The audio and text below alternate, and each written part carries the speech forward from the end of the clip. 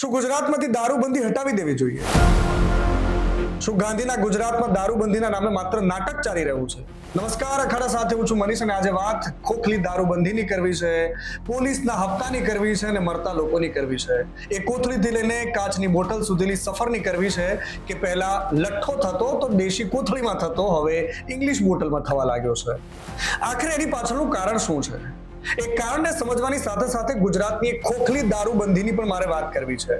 સરકારો બદલાતી રહી, વ્યવસ્થાઓ બદલાતી રહી, પરંતુ ડિમાન્ડ અને સપ્લાયનો રૂલ જે પ્રતિબંધ ગુજરાતમાં છે એ પ્રતિબંધ યુવાઓમાં અને ખાસ કરીને ગુજરાતીઓમાં, તમે અત્યારે આ બહુ વધારે અતિશોક્તિ વાળી વાત નથી, તમે ગોવામાં જતા રહો, તમે રાજસ્થાન જતા રહો, તમે મધ્યપ્રદેશ જતા રહો, તમે મહારાષ્ટ્ર જતા રહો, સૌથી પહેલા ગુજરાતી યુવાનો દારૂનો ઠેકો શોધશે, મોંઘીદાટ હોટલો શોધશે અને જ્યાંથી દારૂ મળી શકે. બદનામ થઈ રહ્યું છે ગુજરાત બધી જ જગ્યાએ. જ્યાં ગુજરાતીઓ જાય છે દારૂની એટલી બધી ડિમાન્ડ કરવા લાગે છે જેની કોઈ કલ્પના ન કરી શકે. જે લોકો દારૂ પીવે છે એ લોકો કોઈ પણ જગ્યાએથી જુગાડ કરી લે છે. આ થઈ લોકોની ડિમાન્ડની વાત. અને સપ્લાય કરવા વાળા હાજર છે, એમાં કેમિકલ નાખી દે કે પછી લઠ્ઠો જે નાખવું હોય નાખી દે. તમારા મોતનો સામાન બનાવવા માટે ગુજરાતમાં ફેક્ટરીઓ બની ગઈ છે. નકલી દારૂ બનાવવાની ફેક્ટરીઓ ગુજરાતમાં ધમધમી રહી છે. સવાલ કોઈ રાજનીતિક નથી, સવાલ એ તમારી મહેચ્છાનો છે, તમારી દૂરંદેશિતાનો છે, તમારી કુનેહનો છે. અને એટલા જ માટે વારંવાર સવાલો ઉઠવા છતાં પણ તમારાથી જો આ કામ ન થઈ શકતું હોય તો માફ કરી દો એ ગાંધીને યાર. ગાંધીજી પોતે ક્યારે એવું નથી કહીને ગયા કે ગુજરાતમાં દારૂબંધી હોવી જોઈએ, પરંતુ જે મહાત્માના નામ પર આ ગુજરાતમાં દારૂબંધી ચાલી રહી છે, જે દારૂબંધીના નામે વહીવટદારોથી લઈને ઉપલા અધિકારીઓ સુધી હપ્તાની આખી ચેન ચાલી રહી છે, 2 નંબરી કોથળાઓ ભરાઈ રહ્યા છે અને ક્યાં ક્યાં યુઝ થઈ રહ્યો છે રૂપિયો, મારે તમને કહેવાની જરૂર, તમે બહુ સમજદાર છો. કોમેન્ટમાં મને લખજો કે આ દારૂના રૂપિયા ક્યાં સુધી પહોંચે છે અને કોણ લઈ રહ્યું છે. તમે બહુ સમજદાર છો, તમને બધી જ ખબર છે. પણ શું આ બધી જ ઘટનાઓ પછી તબેલે તાળા મારવાના જે ધંધા ચાલી રહ્યા છે, કેટલા દારૂના વિડીયો જોઈએ મને કોને? આ તમે બોટાદ બાદ આ ભાવનગરની જે ઘટના ઘટી, પાટણમાં એ દ્રશ્યો જોઈ લો તમે. બિલકુલ હાઈવેની બગલમાં રીતસર બેફામ દારૂ વેચાઈ રહ્યો છે, કોઈના બાપની પડી નથી. અમદાવાદ શહેરમાં દુકાનની બહાર ખાટલાઓમાં દારૂની પોટલીઓ અને ઇંગ્લિશ બોટલો પડેલા દ્રશ્યો મેં મારી જાતે જોયેલા છે. જાણે શાકભાજી વેચતા હોય. કોઈના બાપની બીક નથી લાગતી એમને. પોલીસની ગાડીઓ આવે, હું કરતી આવે, થોડી વારમાં ઉભા રહે અને પછી રવાના થઈ જાય. આ બધી જ મિલીભગતથી કામ ચાલે છે. અને એવું કોઈ વ્યક્તિ નથી કે એને ખબર નથી કે કોની મિલીભગત ત્યાં ખેલ ચાલી રહ્યો છે. તો આ ડહોળ કરવાનો, આ ડફોળ બનાવવાનો ધંધો શું કામ ચાલી રહ્યો છે? અને તમે કોને મૂર્ખ બનાવો છો? હટાવો ને દારૂબંધી. શંકરસિંહ વાઘેલા બરાબર કહી રહ્યા છે, શુદ્ધ ક્વોલિટીનો દારૂ મળવો જોઈએ ગુજરાતમાં. અમે એની પેરવી નથી કરતા, પણ તમે નકલી દારૂ પાઈને, આવા ઢોંગ કરીને, 2 નંબરી રૂપિયા કમાઈને જો આ ખેલ કરવાના હો તો છોડી દો યાર બાપુને. એ બાપુના વિચારોને, બાપુની વાતોને, ખાલી ખોટો આડંબરને બધું મૂકો ને બાજુમાં. વેચાવા દો ને બેફામ દારૂ. અને જો તમને એમ લાગે છે કે ગુજરાતમાં દીકરીઓ 2:30 વાગે સ્વતંત્ર રીતે નીકળી શકે, બિંદાસ નીકળી શકે છે કારણ કે ગુજરાતમાં દારૂબંધી છે, તો માફ કરજો સાહેબ, મારે તમને એ બલાત્કારના કે એ તમને એવા ઘટનાઓને, આજે એ કિસ્સાઓ મારે તમને યાદ નથી કરાવવા. અમદાવાદમાં 10મા માળની બિલ્ડિંગમાંથી 24 કલાક પહેલા એક દીકરીને, સગીર દીકરીને નીચે ફેંકી દેવામાં આવે છે કારણ કે એણે પ્રતિકાર કર્યો.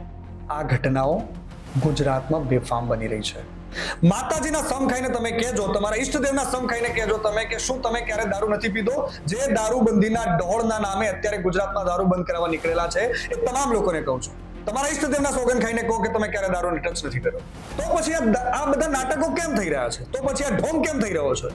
સવાલ મારો સિસ્ટમને છે અને સવાલ મારો સમાજને પણ છે. શું મેળવી રહ્યા છો તમે? શું મળી રહ્યું છે તમને? આટલી ઘટનાઓ, વિધવા થતી દીકરીઓ, અને તમે આ બધી જ ઘટનાઓને તમારી આંખોની સામે જોવો છો, તેમ છતાં પણ શું મરી જવાય છે યાર? આ રક્ષાબંધનનો તહેવાર હતો. મોટાભાગના જે યુવાનો મર્યા છે એ મોટાભાગના ક્ષત્રિય સમાજમાંથી આવે છે. એક વ્યક્તિ જેને પોલીસમાં રિક્રુટમેન્ટ થવાની ખુશીમાં આ પાર્ટીનું આયોજન કરેલું. શું થઈ શું રહ્યું છે આપણા ત્યાં? બર્થડે આવે તો દારૂ જોઈએ. પાર્ટી ક્યાં મળશે? પાર્ટીમાં સૌથી પહેલો પ્રશ્ન દારૂ. શું નથી ખબર તમને આ બધું ક્યાંથી મળે છે? કોઈ શહેર બતાવી દો કે જ્યાં દારૂ નથી મળતો, કોઈ તાલુકો બતાવી દો કે જ્યાં દારૂ નથી મળતો, અને તમને પણ જો લાગે છે કે તમારી આજુબાજુમાં દારૂ મળે છે તો બિલકુલ નોર્મલ છે, શાકભાજી જેવું. કારણ એ છે કે 1 મહિનો અત્યારે આ ઢોંગ ચાલશે, પછી પાછા એ જ વહીવટદારો ખિસ્સા ગરમ કરવા માટે પહોંચી જશે. આ બધું જ તમારી આંખોની સામે બિંદાસ્ત થઈ રહ્યું છે અને તમને મૂર્ખ બનાવવામાં આવી રહ્યા છે. તમને મારો વિડીયો કેવો લાગે છે એ તમને કોમેન્ટ કરીને જણાવજો. અને તમારી આજુબાજુમાં પણ દારૂ મળે છે, તમે પણ ક્યાંક દારૂ વેચતા એ બુટલેગરોનો શિકાર બન્યા છો કે જો તમે પોલીસમાં ફોન કરો, હું દાદ આપીશ એ જમાવટના પત્રકાર સાગરને અને દેવાંશીબેનને, કે જેમણે ગઈકાલે આવી રીતે સ્ટિંગ ઓપરેશન કરીને ગૃહમંત્રીના શહેરમાંથી દારૂની લાઈવ રેડ કરી અને દારૂની પોટલી જઈને પીઆઈના ટેબલ પર મૂકી. હું દાદ આપીશ એમને. કારણ એ છે કે કેટલું ઇઝીલી મળી રહે છે. 50 રૂપિયામાં તમારા મોતનો સામાન બિલકુલ ઇઝીલી, કોઈ રોકટોક નહીં, કશું જ, કોઈ આધાર કાર્ડ બતાવવાની જરૂર નથી, કારણ કે તમે ખેડૂત નથી. ખેડૂત છો ને ખાતર લેવું છે તો તમારે બતાવવું પડશે આધાર કાર્ડ, પણ દારૂ જોઈએ છે તો પહોંચી જાઓ ઠેકા પર, તમને મળી જશે. કોઈ નવી વાત થોડી છે એમાં. અને એટલે જ હું કહું છું કે આવી ખોખલી દારૂબંધી રાખવા કરતા માફ કરી દો બાપુને યાર, માફ કરી દો ગુજરાતની સિસ્ટમને, ગુજરાતના લોકોને, આ ડફોળ બનાવવાના ઢોંગને. નથી થતું તો છોડી દો, કરી દો બિંદાસ. કેમ પણ આપણને ખબર જ છે ને ગુજરાતની ગિફ્ટ સિટીમાં વેચાય છે ગાંધીનગર.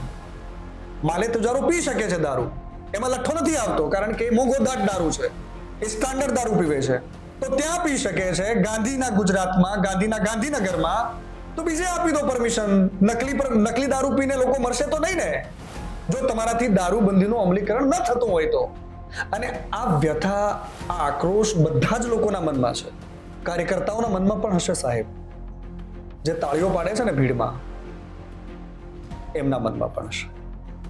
તમને પણ અંદર થતું હશે, જે થતું હશે અમને નથી ખબર, એનું સોલ્યુશન શું આવશે એ પણ અમને નથી ખબર.